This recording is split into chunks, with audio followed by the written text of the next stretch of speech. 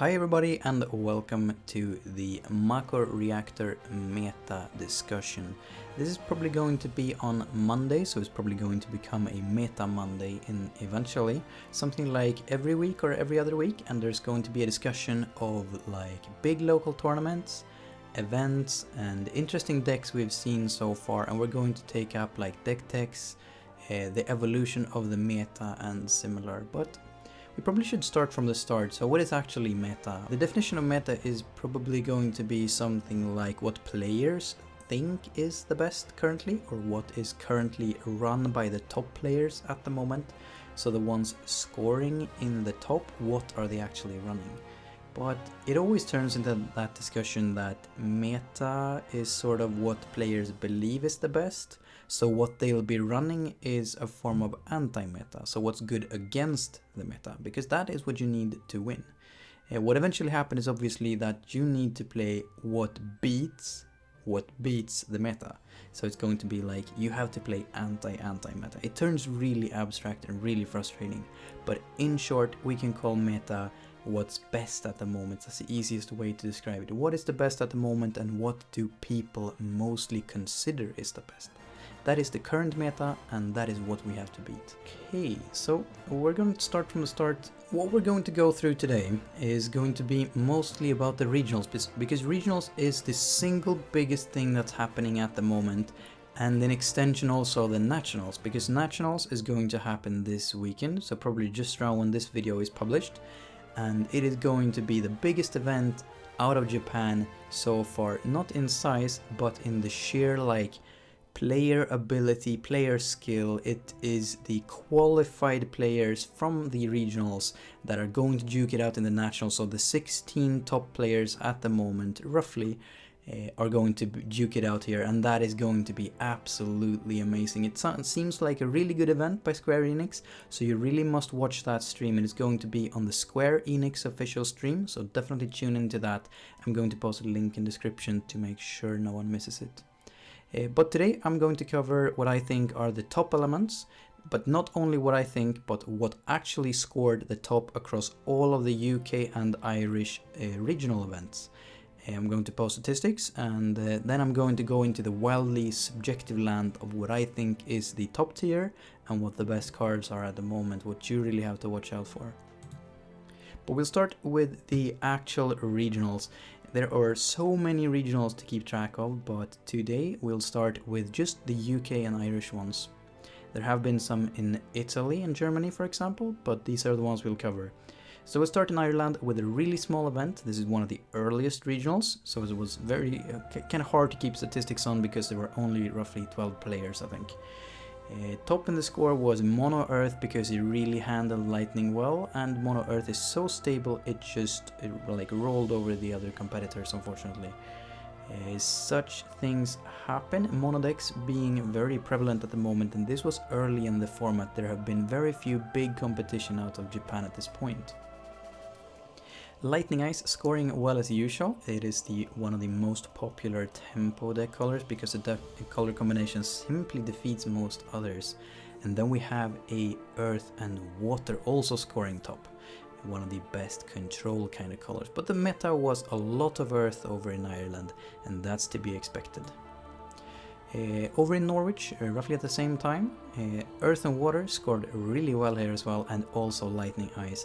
This is a theme here. These two color combinations are extremely popular, so it might be because there are so many running them, but they also seem to score well against the meta. There were Mono Lightning, Mono Fire, and these color combinations just seem to be able to handle them. So I think this double combination, these two combinations are here to stay. Earth and Water being ridiculously like durable, sustaining, like surviving all kinds of burns and everything. Really a good combination. And then we have Lightning Ice decks here. The Mannequin deck being a little bit different because it sported like a bigger tempo play in the first turn and sort of a late game plan as well in extension. Kind of interesting, a kind of rogue deck appearing here with the Mannequins, kind of under the radar. But these, on-play effects like Ingus, Geese, Venil, all of it, Alcid, of course, can't forget Alcid, These kind of cards, they are popular, and for a reason. They are incredibly efficient, and they become the most ridiculous first turn plays sometimes. And in particular, this Mannequin play, AEST and Capricious Reaper, is an incredible first turn play where you get 2 9k cards, which is very difficult to deal with. But we've seen that before with Squall and Laguna, and they also discard cards off your hand, so it's debatable which is the strongest, but the Squall and Laguna falls apart a little bit easier. Also a rare deck appearing here with Fire and Water. This was like the Ash Bash deck. I don't think the Wonder Twins, Palomporum, were here, but the Ash and Bash really did well, and Minwoo once again probably making sure he nailed that 4th place. For Scotland, we see Fire and Earth in the top. There are Fire and Earth combination here and there, but Fire is generally coupled with Lightning for tempo, Wind for like unblockable. Fire often goes together with that kind of thing. Earth is a little bit rarer to see, but on the other hand, cards like Vincent and Gipple, they're good with just about anything, so it's not bad at all. Ice and Earth also appeared here. I really like the color combination. Strong control, discard always being good. If they have a card left in hand, you bet it's Aerith, so just get rid of it. Fantastic, and forcing players to be in top deck mode when they certainly don't want to be. Kind of punishing control players over the tempo players, of course, as a tempo player usually can go down to 0 cards without being punished for it, while a control player certainly don't want to be at 0 cards. Water and Ice also coming top, like the strongest control combination of colors here. Ice with passive control and discard, Water with things like Minwoo and Cecil, very scary combination to be up against. Cloud of Darkness for board removal and all sorts of good stuff. And 4th place being a Mono Lightning once again. Mono Lightning will appear here and there. It's a fantastic combination. It always does the same thing every game. It kills your opponent's cards. Over in London, we saw Water Wind being extremely popular. It did well here and there, and it really was shining here. This was just after, I think, Saitama, where there was like a really big tournament in Japan where Water Wind prevailed against all of the Lightning decks and Fire decks and everything. This Water and Wind deck is so smooth. It operates the same every game, and they have the 2-cost Leviathan, which is one of the best plays that ever existed, and Kushalane kind of out-tricking Golem even sometimes, being a really nice card for Water. Wind being able to get those efficient plays, and overall it just really turned into sort of a tempo deck nearly, with super many plays, and they just keep like filling the board for very cheap, and those cheap backups with like Brother being the 3rd backup and the 4th being a free Aerith, and like then slamming down a Maria to the board maybe. Very powerful deck combination. You definitely have to keep Wind and Water on your radar and practice against it, because it's very difficult. Another interesting deck that appeared here was Thunder and Water. I totally love that combination, and the possibility of having like more than 9 removal EX bursts in the Odin 7 cost, Yuna Hero, and Leviathan, for example. That is absolutely massive, and you have so many different summons and abilities to use. You can use like the 4-cost Odin, which is absolutely fantastic. You could use Cyclops for power reduction. That is really nice as well. It's sort of like Golem, but across the board and affecting your opponent's side rather than your own. It can be really neat. As well as some other plays, getting the sustenance of Minwoo and like making your fours more durable. Possibility of adding anything like Cecil similar. Overall, I think Thunder and Water is a really underestimated combination. I think there is great potential here. Another Fire and Water performing really well here. I'm very surprised to see it actually. It isn't a bad combination, but it is certainly not on people's mind. They don't practice against this, so you might have a shot at scoring things that the opponent is not expecting. Selfie and Kushalane as combat tricks, definitely something to watch out for. A lot of combat tricks there, but not something you should practice against, because there are much more popular colors you're going to have to deal with more frequently. Looking at the Sheffield regionals on the other hand, that's more what we expect here. This is what I thought that the meta would look like when the Opus 2 started, with Earth and Water for the most defensive and control-based deck you can imagine, Ice and Lightning being one of the best like color combination for tempo plays, and Golbez. I love to see Golbez. A 6-cost Golbez of Opus 1 really performing here. It got some of the top spots. It didn't really qualify, unfortunately. It was just out, but still performing really well. And that Golbez is one of the better. Ice can deal with it pretty good, but Lightning can't really do it in my opinion. You can sort of deal with it, but like breaking it, things like that, not gonna help.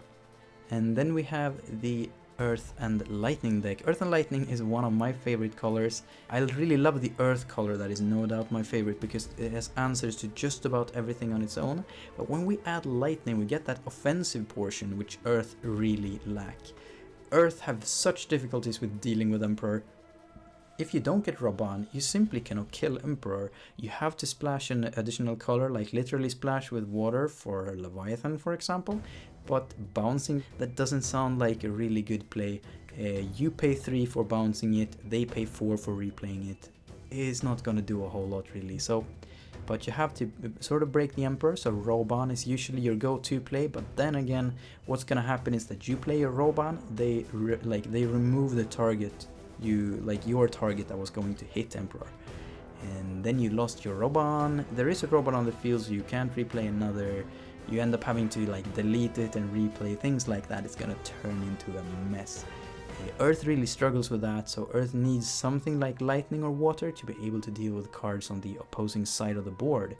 If an Emperor appears, everything is shut down. You have no monks, there can't be any Kefka, Vincent doesn't work. If you have Warrior of Lights, well, that's shut down as well. You can't really do much. You have to sort of combat trick out of it somehow, but really being very locked by it.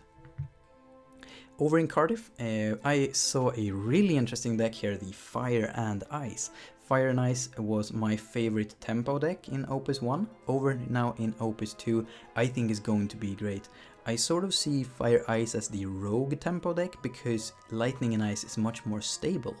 And Fire Ice don't really have Minwu, for example, so there is no direct counter to Lightning. So Fire and Ice takes a beating from Lightning sometimes, and sometimes just I feel that Lightning and Ice is more consistent, but Fire and Ice have a couple of really interesting techs.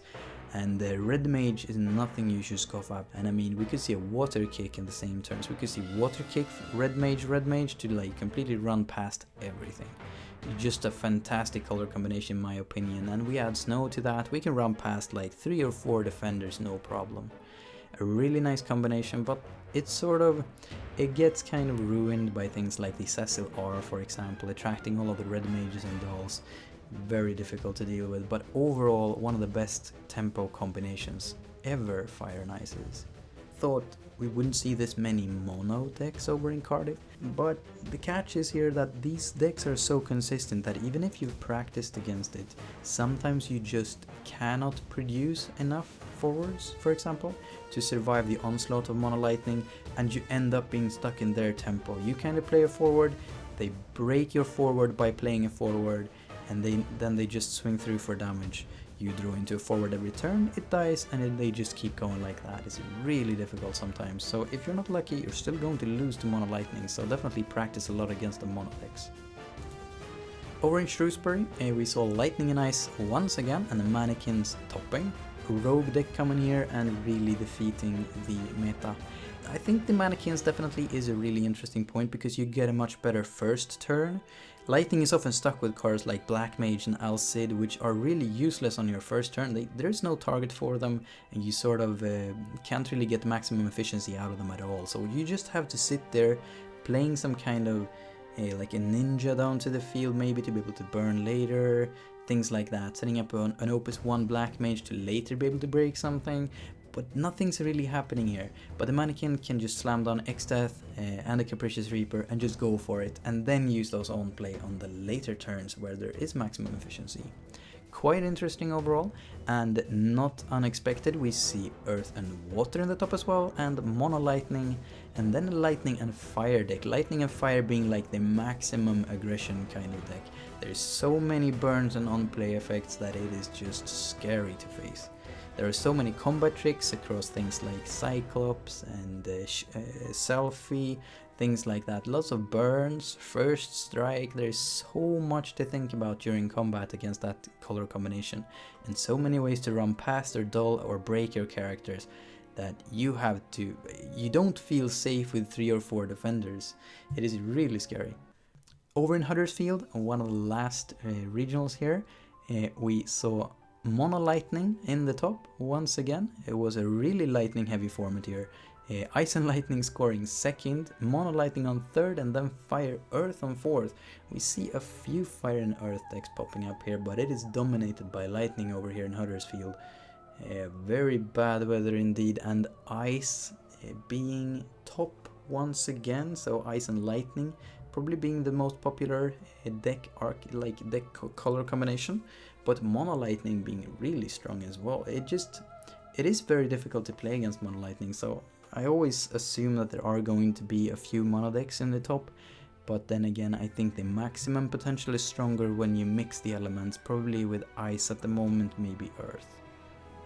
But if we look at statistics here, so this is like all of the top 4 placements, and we see Lightning appearing 15 times in the top 4 across these regionals in UK and Ireland. So 15 Lightning decks appearing here.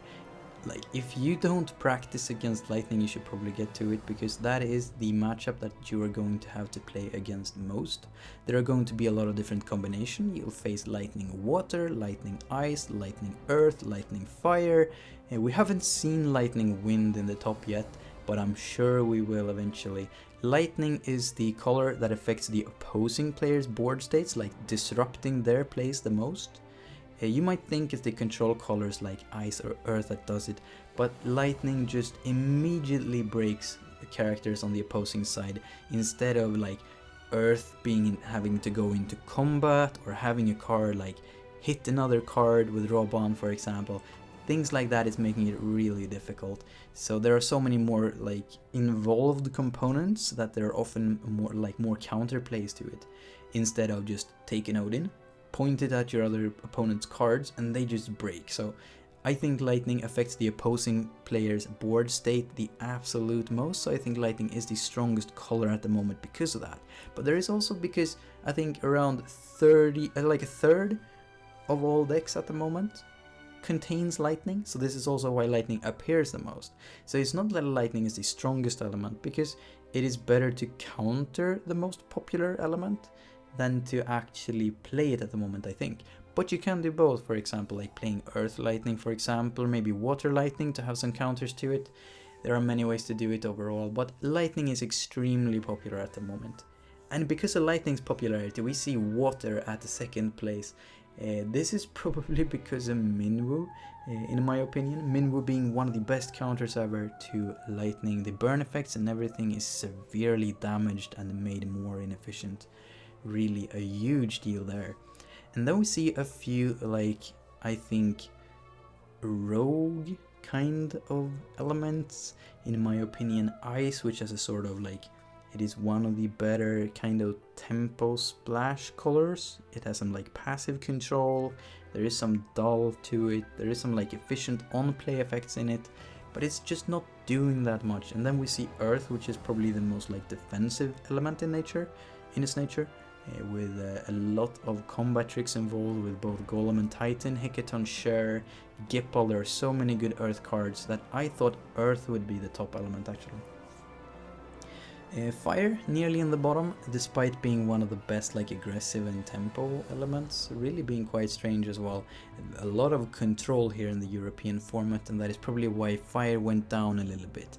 The Fire really doesn't have Odin, it really doesn't have Cyclops, for example. The combat tricks Belias only adds 1000. The combat trick is way too small, so you get out-tricked by Earth. You're forced into like using Belias, but they'll either break or just Golem, which outplays Belias kinda. Overall, just the element is a little bit too weak in my opinion. On the other hand though, the forwards, The forwards are so strong in fire, they have the absolute strongest forwards probably. Rosso being a powerhouse on the defense, and especially if you have, for example, Minwoo, Rosso could block anything. Really an interesting card.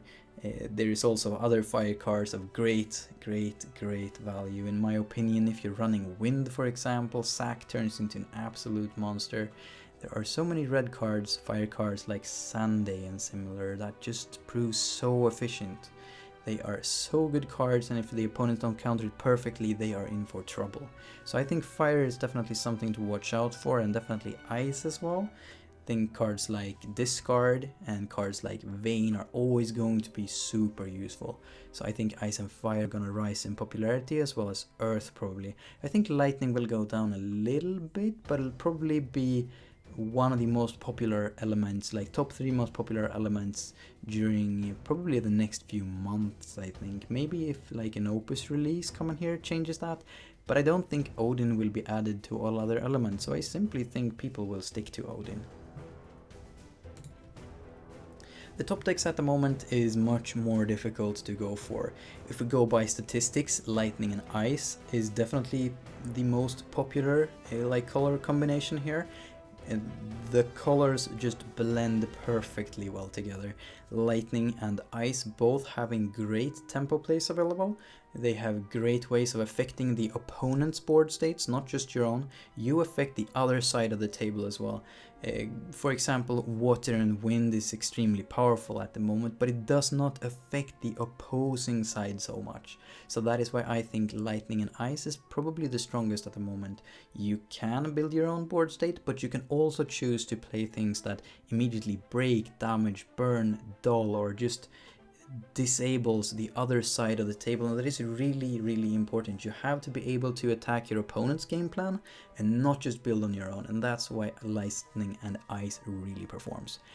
Earth and water, definitely an interesting combination, but it suffers from what I just said earlier. You have to be able to like disrupt your opponent's game plan, and there are a few ways to do this with water and earth, and it's mostly related to Golem and Titan.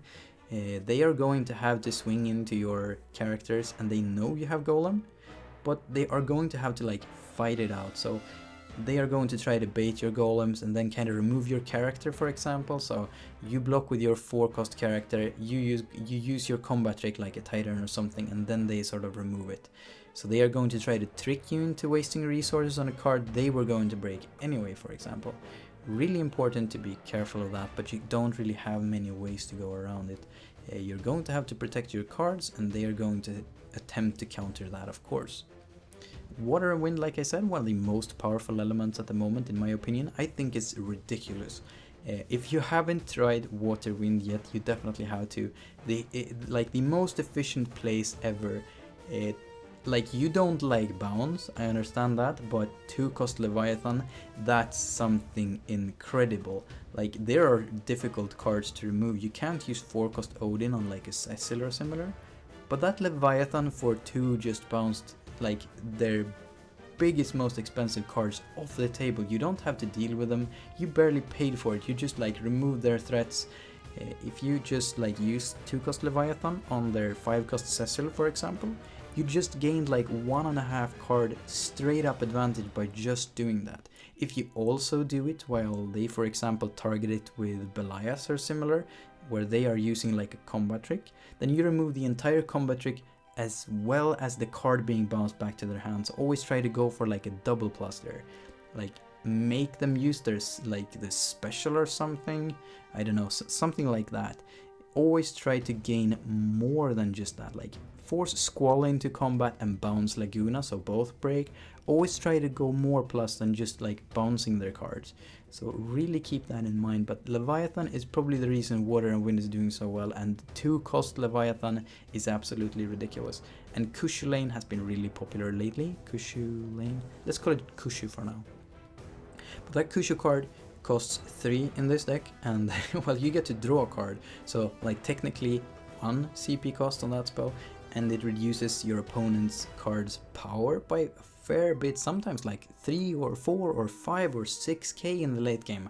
There are maybe many dulled characters, so overall that card is really fantastic, in my opinion, better than Golem. arguable, I suppose, but it's a fantastic card nonetheless.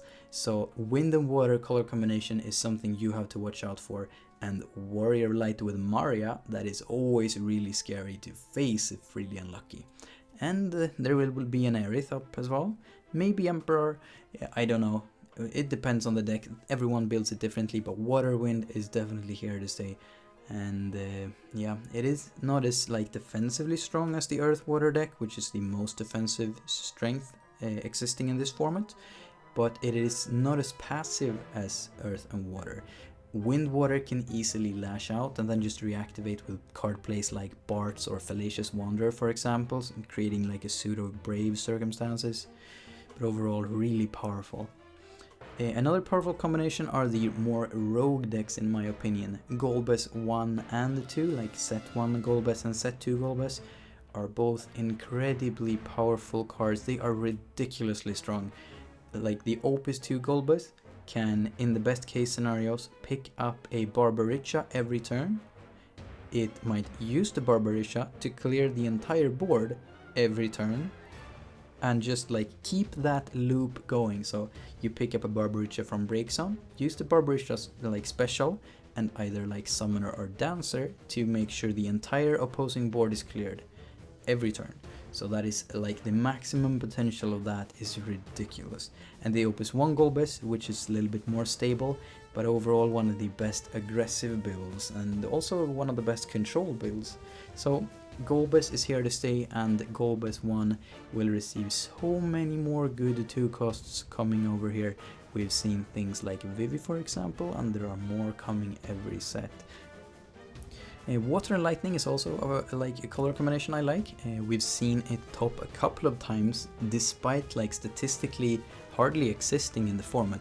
There are so few Water and Lightning players that it's very overlooked, and I think Water and Lightning is sporting counters to popular Burn, for example, while also having the like aggressive side of Lightning. I think this color combination has a lot of potential. It is one of the most like biggest pool of good EX effects as well. There are many overall like good synergies in this color combination, so I think you should take a look at Water and Lightning and just see what it offers. Maybe test it and just see what happens. A more consistent color combination though is probably Earth and Lightning. You might think of Opus 1 Golbez, and that is not too bad. It definitely blends into this color combination perfectly, but it's not necessary. The color combination is amazing without it. If you go for plays like Seraphy, Young, you have maybe Alcid, Onion Knight, things like that is a fantastic place on their own, but you need like a little bit more edge to it, and that's where cards like Gippo, Kefka, Golem comes in, where these small forwards, which you have a plenty, and then you just gain maximum effectiveness by like Gippo plays and everything, they become so strong and they swing for damage, and it really hurts your opponent. So I think that is a fantastic color combination. And there is nothing so satisfying as your opponent playing like a big expensive cards like Cecil R or something, and then you just go like Alcid, Onion Knight all over it with Tama on their turn, and then on the coming turn you just swing through for damage with them all. Fantastic plays exist in Earth and Lightning. They have everything from backup removal, they can break Emperors without blinking, they have Vincent if you please it, and you can give it haste and go for the death penalty in a worst case scenario. There are so many ridiculously scary combinations that can be done with Earth Lightning that I think it is a very overlooked color combination. And then we have Fire Ice. I think it is in my opinion, the best tempo color combination. I think it is the best one, but on the other hand, Lightning is a little bit more consistent because it easily removes cards instead of just like running past them. So there can be arguments made here, but Fire and Ice did so good in Opus 1, and there are cards that are just so difficult to deal with. Cards like Lan and Combat Tricks that just makes the color combination really work. So I think Fire and Ice is going to combat Lightning Ice over the title of the best tempo deck going forward. Very interesting decks indeed. Play a few games against each type of decks and just figure out what kind of weaknesses they have. See if you struggle in any matchup, and maybe if there is a way to fix that. Very difficult overall, but you really have to sort of practice against the matchup, find the weaknesses, and then sort of try to fix as many of those as possible. The opponent is going to do the same to you though, so it's going to be very difficult to tell you what the best play is going to be, because what you have to counter is not what like you've seen on the internet right now, because that is the meta. What the top players will play is the thing that is good against the meta, so that is the anti-meta. So what you need to play is what's good at what is good at defeating the meta. So that's like anti-meta. It's getting really abstract overall, but it's hard to explain. You have to sort of figure out what people will use in the future and beat that. That is why no one can tell you what the best deck will be. It's completely impossible. Everyone is out in the dark. Everyone is making assumptions and guesses, and some players, they are good at it. Some players are lucky, and this is what I call meta call. You make a call. What is meta going to be? What is the anti-meta going to be? What do I need to play? It's extremely difficult. I can only wish you best of luck. Hope you do well in your regionals, and hope you either learned something or just enjoyed it. I really hope you tune in on the next time, and thank you for listening to my long rambling about really abstract and odd things. Thank you for watching.